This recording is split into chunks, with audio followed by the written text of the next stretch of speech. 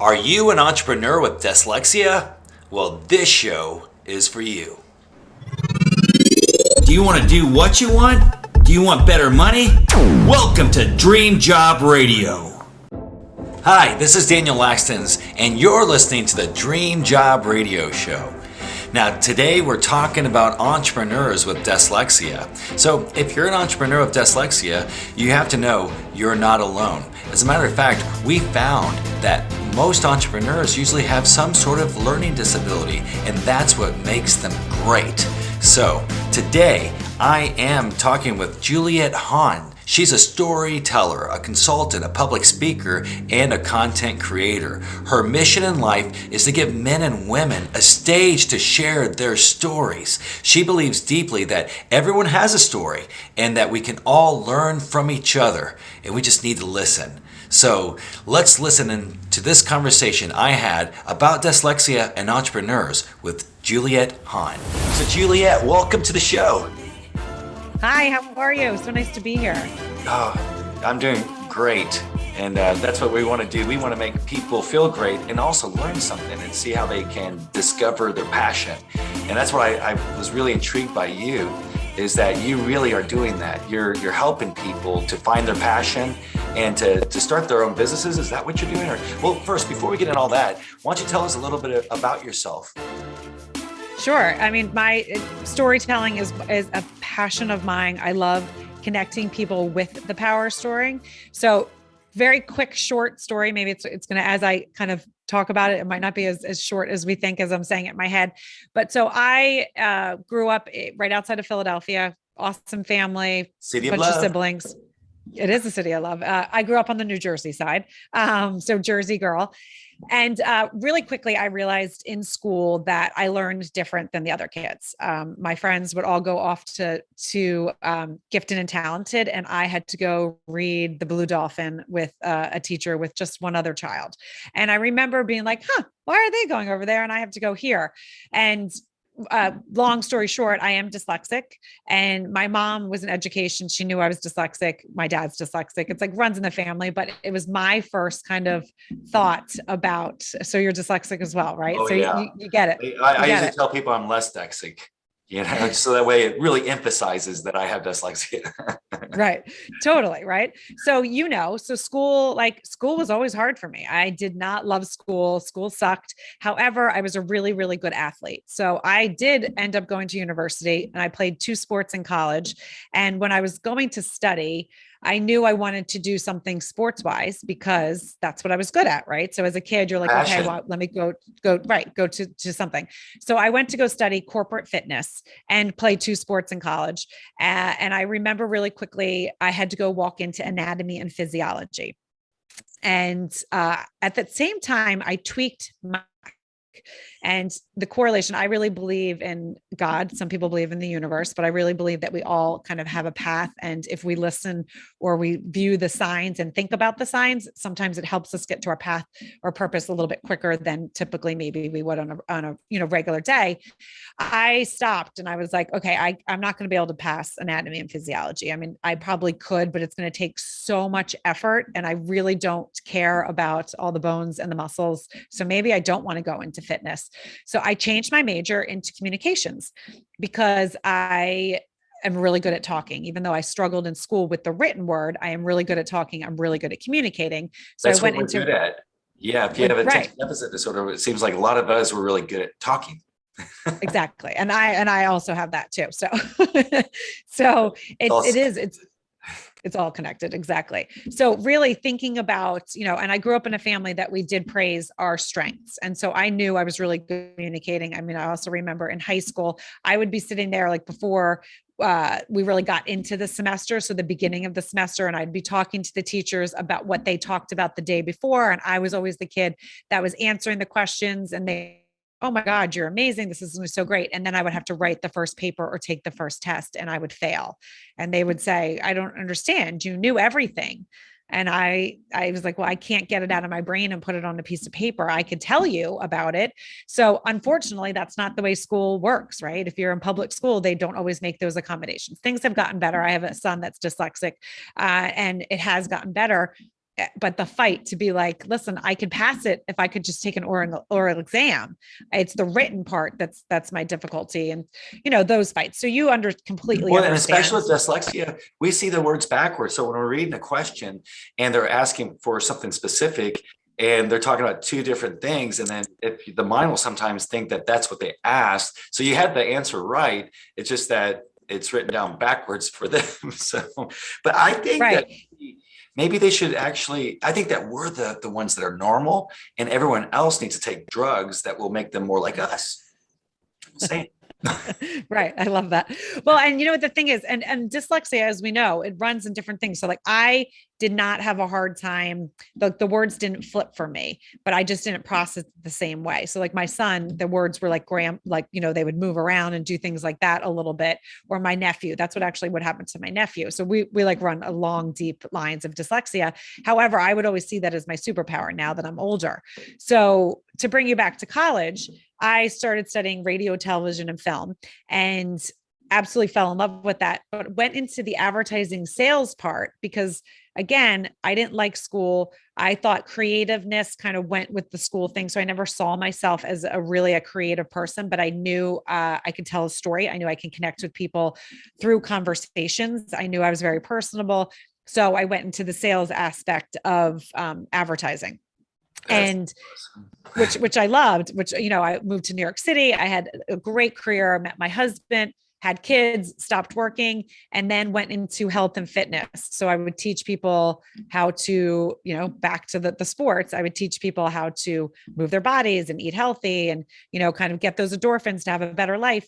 And there was a period of that time where I decided I was missing something. I loved raising my kids. I loved staying home, but I was feeling a little unsettled. So I decided I needed to create something. And I created my podcast. I created my consulting company. And really, that was in 2019. From there, it just has blown up. And I now, I'm interviewing people through NFL. I have a partnership with the NFL Thread, which is the women of the NFL, which is really fun to listen to their stories. And I really believe that we all could connect in a certain way through the power of storytelling. So your listeners right now are listening to this and they might connect because they might be like, oh, my aunt's dyslexic, or, oh, wait, I'm just, there's little things in each part of someone's story that's going to make that connection. Maybe someone's going to think about, oh, I know, I grew up in Jersey, so they're going to have that connection. They're going to listen a little bit better.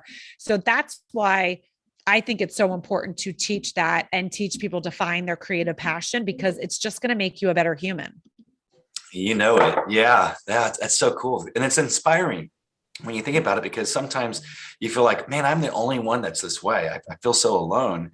And then when you're talking about these connections, they're hearing the story and then they realize that, no, you're not alone. And it doesn't mean that your weaknesses are, doesn't make you a super person, or that you do have superpowers in that sense, you know what I mean, that you can't do things that other people can't do because you're gifted in a different way. Do you think it's because we compensate so much when we're growing up in certain ways? I do. I think there's something that is very, and it's such a cliche, but someone that is deaf or blind, their other senses are stronger. And it's the same when you struggle in certain aspects, you're going to have your senses that are going to be stronger.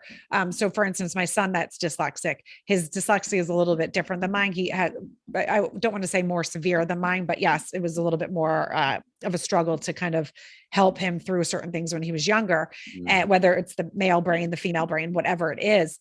But he is so freaking good at other aspects. So like I wasn't as good at, if the teacher is speaking at the front, I would comprehend it, but he can actually then also be able to put that on paper in a different way than I was able to do it. So I think when you are struggling in certain aspects of your life, there's going to be certain things that you go to because you're good. So especially with the interpersonal relationships, he is so good at being able to read teachers and know what teachers will be able to help him and what teachers he can get away with stuff.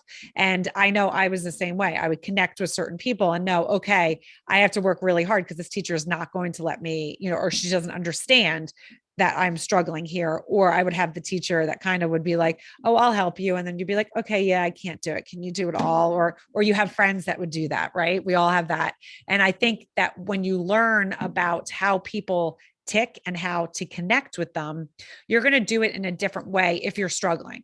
Someone that just goes through school, and I'm not saying, because I have two other children that don't struggle in school. And it's interesting to see the connection that they have in a different way, because they both are very personal kids as well. I mean, I think that kind of goes with genetics. But it's interesting to see my son that did struggle, that the teachers didn't realize actually how much he was struggling until we had to get him tested, because he knew what kids he could go to ask for help, but the teachers didn't see. And he also knew how to kind of take the teachers off topic. If it was something that he didn't know, he was really good to start talking to them about, oh, what are you doing this weekend? Or, oh, I really like your scarf. Where did you get that? And they would say, oh, I didn't realize he was doing that. He was learning so much about them because he was taking them off topic and off subject, because he didn't want to read that book because he didn't know how, and he didn't want them to know it. So he would get into a conversation with them and they would think, oh, this is so sweet. Oh yeah, let me tell you about what I'm doing this weekend. That was my technique, was very similar. It was comedy. So, if I'd said something totally wrong and I'm like, oh, I'm so embarrassed. And then I just throw a voice in there. It's like, it's like going, well, I don't know about that. I mean, maybe, oh, sorry, that's Trump. Oh, I did not know about that. But, if you make a mistake, I could just throw in a voice and it distracts everyone's attention from the mistake I made, because I'm so mortified or embarrassed. And then I just use comedy to compensate that. So, wow, I didn't even think about it until you said that. That's what I did a lot when I was younger and in school. That's cool. So that's brilliant. Right. So are you saying that I'm brilliant? Exactly. But so that's the thing. But that's, you're brilliant. Yeah. Right.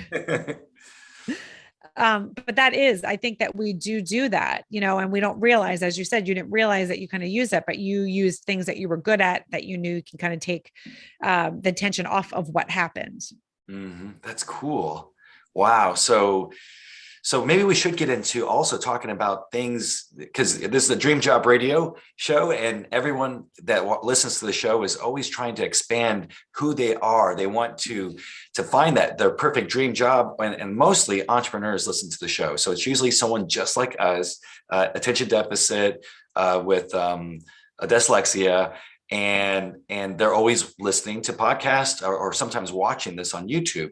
And so what advice do you have? Maybe a top few things or at least one piece of advice or more, you can do whatever you want, but what advice would you give these ones just like us, and how that they can truly succeed and actually start a business for themselves? Yeah. I mean, so what I do is I have a workshop that's actually self-paced.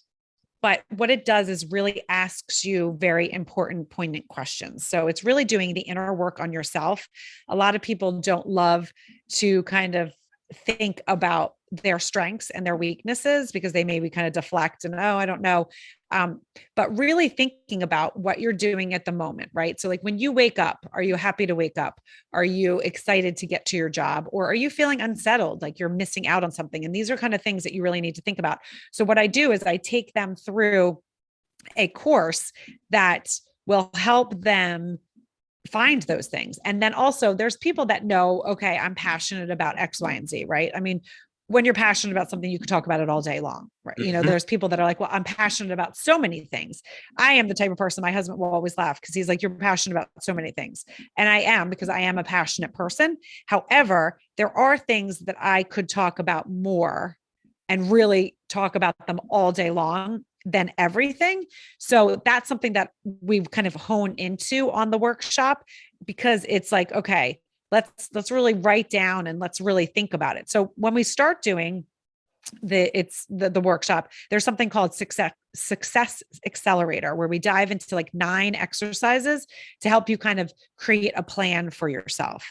There's a module 1. I have it very broken out. There's video ends where you can read, because I know myself, I like to listen to the video instead of reading all the stuff because of the dyslexia. It takes a little longer. Me too. So yeah. So I have both options. And where in module 1, it really kind of helps you start to get unstuck. So we explore what makes you tick, right? What are your habits? What are you doing? Because that's the other thing is a lot of times people don't realize that they're doing something every day that is actually not moving the needle forward. It's keeping them stuck in that spot. And so we kind of help on, exactly. We kind of, I help them find that, kind of dig it up. Then the other thing is module 2 is change comes with growth. So I really give you like my best practices, how I live my life for the most part. No, are we always perfect? No, but I give you my morning routine. I tell you, kind of the things that I do. I give you little tips and tricks to kind of get, like, if you're not a morning person, you know what, if because you have that negative voice in the morning saying, it's like, I remember when I was like in my 20s, wake up and I look over, I'd see a couple of beer cans on the table. I go, oh, I'm a terrible human being. I drank. And it's like, but that was normal. There was nothing wrong with drinking, but it's just that negative sensation you have in your body when you first wake up. And so you're helping to teach the people how to refocus their mind during that time period. Exactly. Wow. And then module 3 is about jumpstarting yourself. So we really start taking action. We really kind of like, if you have a business that you've always wanted to start it, whether it's a brick and mortar, or you always want to write a book or start a blog, or you have, this product that you've always wanted to create. There's so many different things. And I also show you that, like, listen, I had this in my mind. I created this workshop in my mind. And I was able, if I can create it in my mind, you can put it into action and make something of it. Have I tweaked it many times? I've tweaked it a couple of times because I've just gotten better and better as I've had clients go through it. They would ask questions. I'd be like, you know what, I'm going to add that, or you know what, I'm going to take that out, or I'm going to adjust it. And the thing about the workshop that I love is I made it where you can finish it in a weekend. So if you're the type of person that over focuses and just needs to get it done, you can do that quickly. It's not a month long workshop that's going to take you that long. Or if you're someone that really needs a week to do it, I do that. But I always say, don't do it too much, too long, because I know myself, I've started many workshops. And if your listeners are attention deficit and dyslexic, they know you start something, you don't finish because you're excited at the moment, but then you forget about it. So if you really sit down and get to it, you can finish it in a very, like, a short period of time. It is compact. That's so awesome. Yeah, it's exciting. And did you have a website that they can go to look at that? I do. Yep. It's IamJulietHahn.com, and that's IAM and then JULIETHAHN. And you'll see there's something that says work with me. And then it gives you information about the workshop and other things that I am doing. Yeah, you're so full of energy. And and you're so passionate. You're talking about how people will, if they just follow their passion, and you'll hear parents tell their children that, oh, you're so lazy. And it's like, my kid's just so lazy. It's like, well, what do they do? It's like, they just love playing video games. Well, actually, they're not lazy, because that's actually a passion. And you know what? Kids are making money competing in video games nowadays. So, it's right. Like, wow, whatever your passion is, no one is unpassionate. And that's what we're told all the time. It's like, well, because you didn't do the dishes, you're not a passionate person. And it's like, well, yeah, he's not passionate, or she's not passionate about the dishes, but they may be very passionate about certain other specific things that do relate to household tasks or whatever, if we tap into them and help them to realize that they could do certain things, and then, I don't know, it keeps them happier, and then we can help them to actually do what their passion would be. And that's what you're doing for people right now, inspiring them to be passionate about their passion.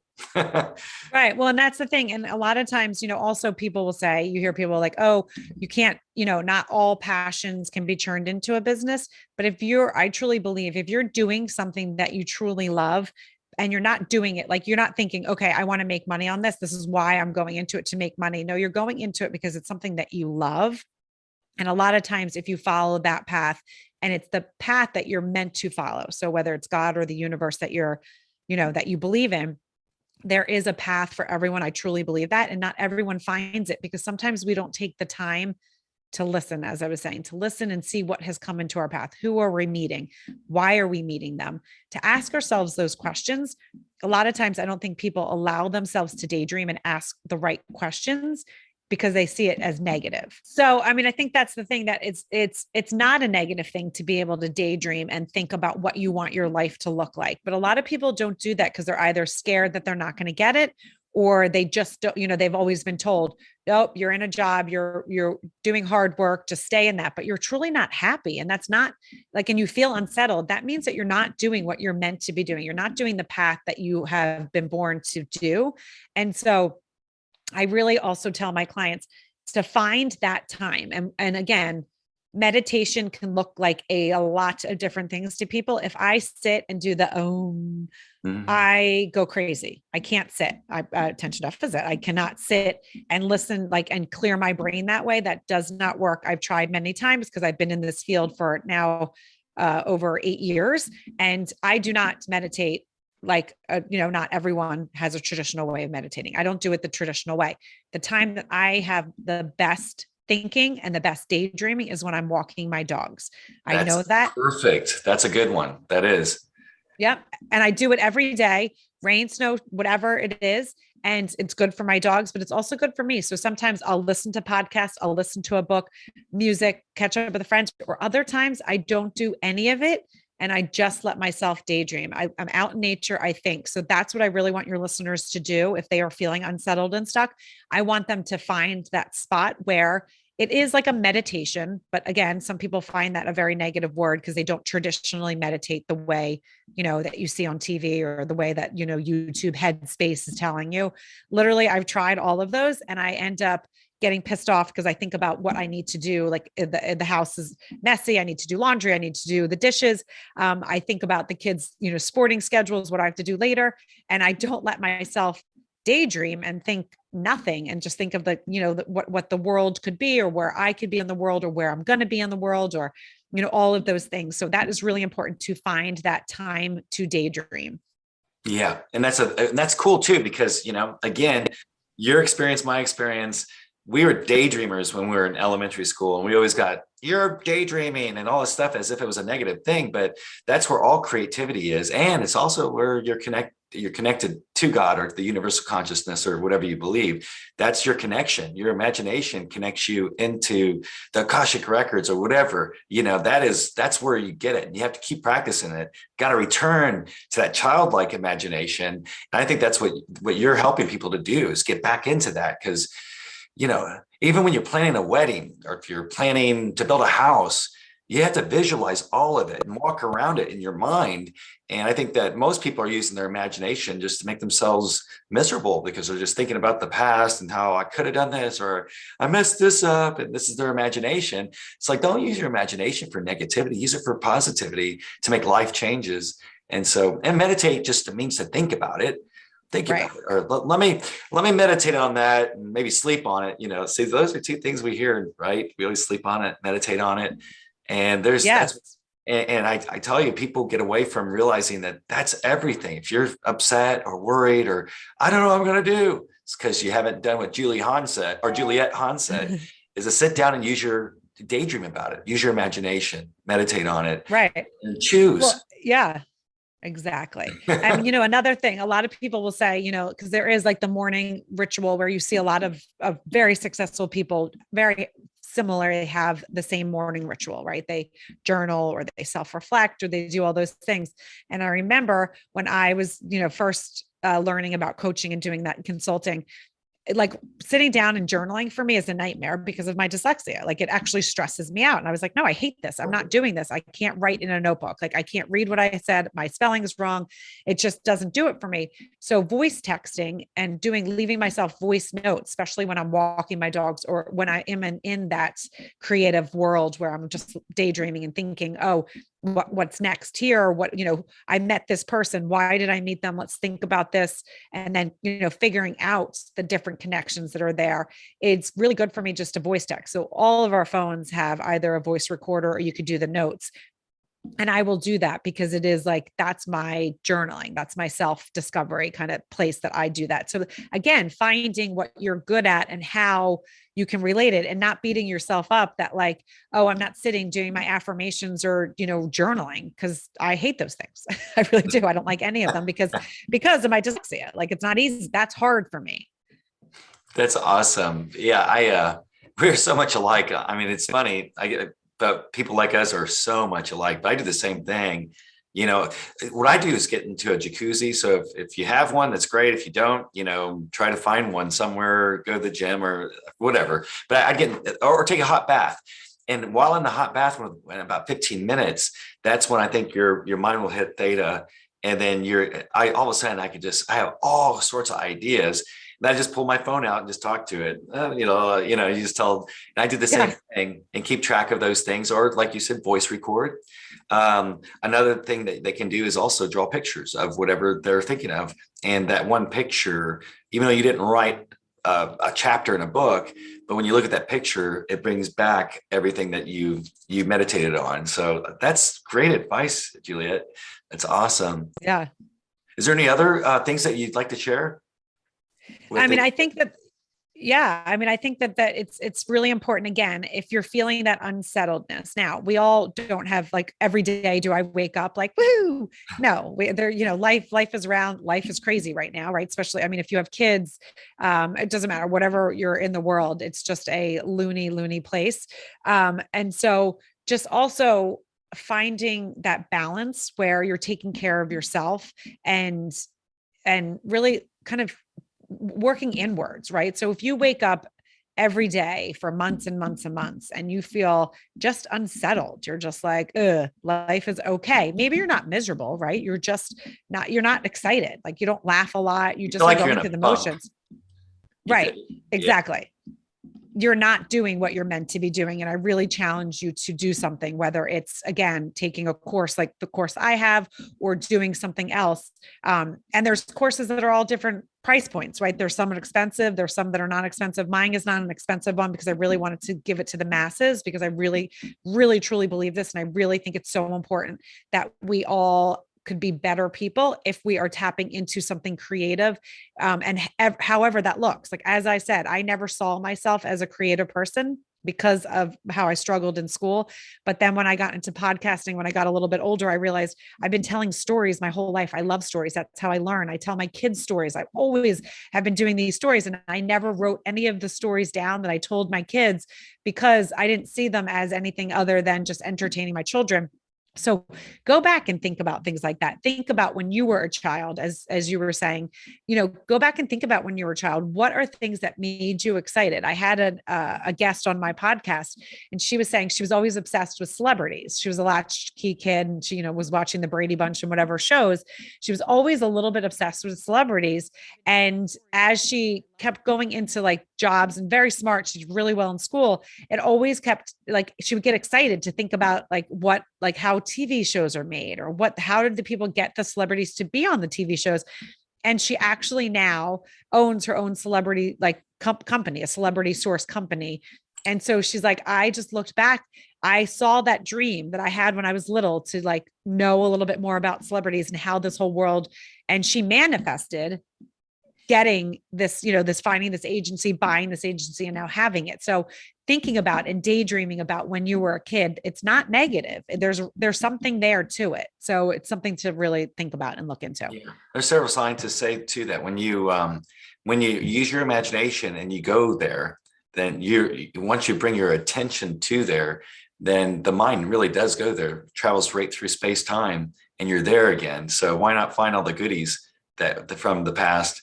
I actually did the same thing. And I was an extra in 8 Men Out. That's a John Seals movie from 1919. The Red Sox threw the World Series in a gambling thing. And Charlie Sheen and John Cusack were in that film. And so I went down to the stadium, and because there is a big stadium here in Indianapolis. I'm in Indianapolis through Christmas because of my parents. The 60th anniversary is right now, and so trying to help out with the family right now. But I went downtown to where the Indians played, and that's what they rented the stadium. and they've made it look like a 1919 stadium. It looked just like it. And so Cool. my brother and I were in the stadium, and so we're extras. They give you a straw hat, so 1919 and stuff. But I want to go and talk to those extras down there. I want to see if I could talk to Charlie Sheen or John Cusack. So I went down there, and there's this pompous kind of extra. And he says, oh yeah, he says, yes, I'm an extra. They cut your hair. They give you a zoot suit. This is so amazing. And I go, wow. I said, so what's the next thing you guys going to do? And they go, we're going to be at the Columbia Club downtown tomorrow morning at 6 a.m.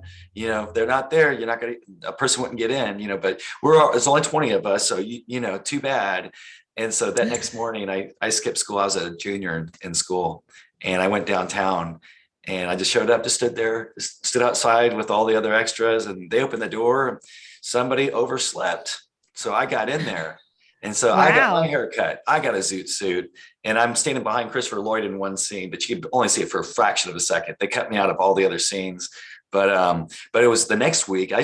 Once they knew me, I was there every day for 2 weeks filming, and they paid me $20 a day back in that day, and they'd feed you 2 meals.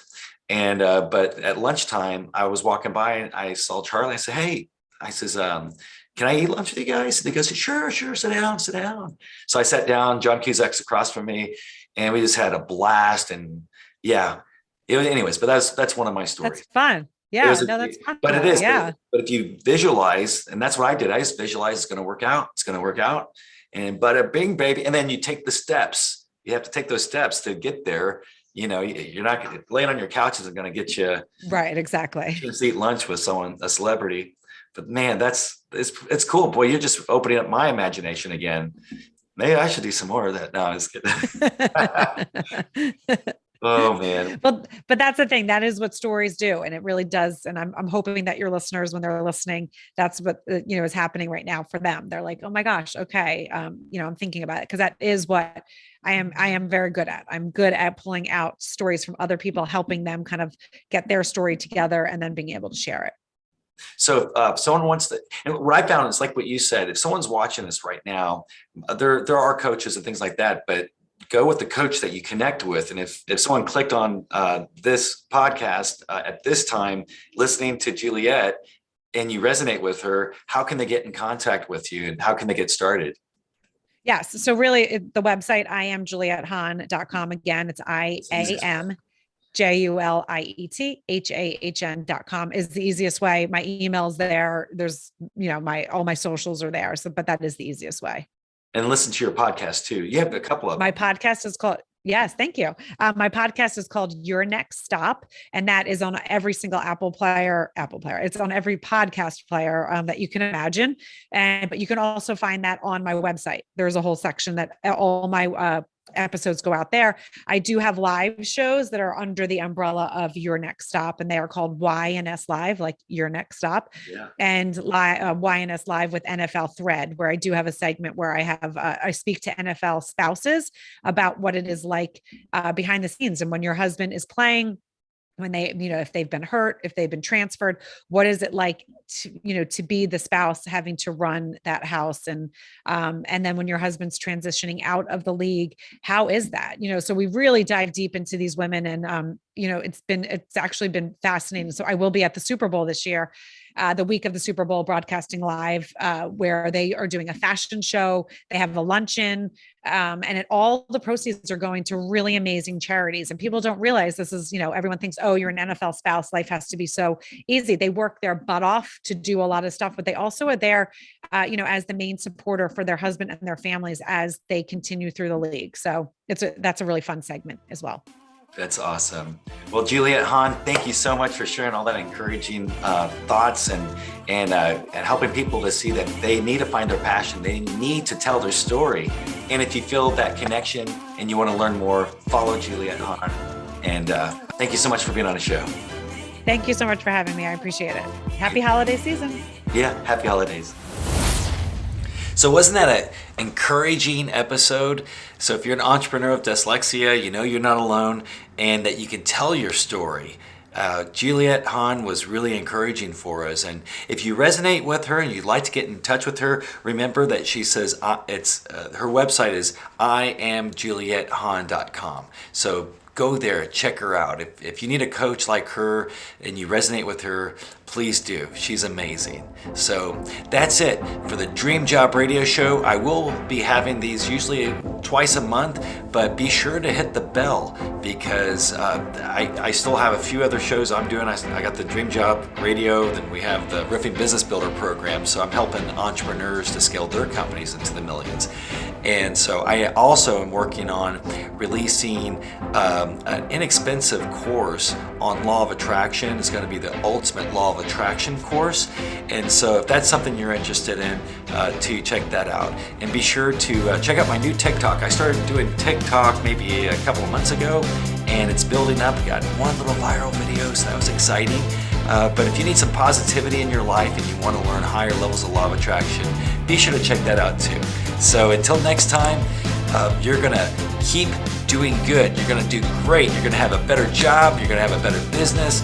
May your life be blessed. And I'll see you on the next Dream Job Radio.